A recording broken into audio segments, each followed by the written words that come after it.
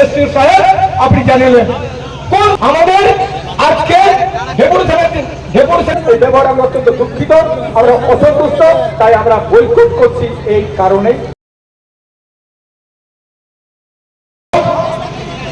আমরা আজকে নির্বাচন করে আমাদের দাবি দেওয়া নিয়ে সম্প্রীতির সাথে আমরা ব্যবস্থা গ্রহণ করি, কিন্তু আজকে পশ্চিমা বাজারের ভিতর দিয়ে আমরা এখানে মাহাতো ঘর, আমাদের মাহাতো কমিটি, মাহাতো জাতির গান, পশ্চিমা জিউতারু বাঘুটি চৈতন্যী চিতলপুর প্রত্যেকটা জায়গায় আছে।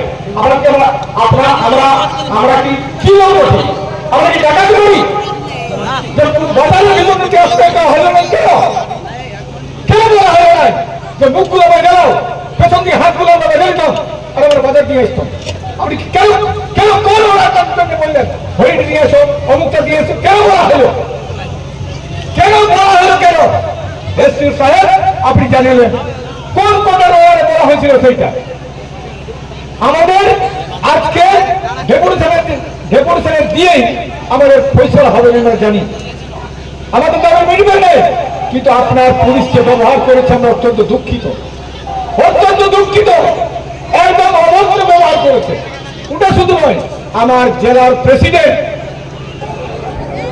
থানা দিয়ে এসেছে, তাকে আটক করে ফেরত করার চেষ্টা করা হচ্ছে। ভুবনচন্দ্র রাজা আমার আদিবাসী পুলিশ প্রেসিডেন্ট কোন পুলিশে করেছিল বলুন আপনারা?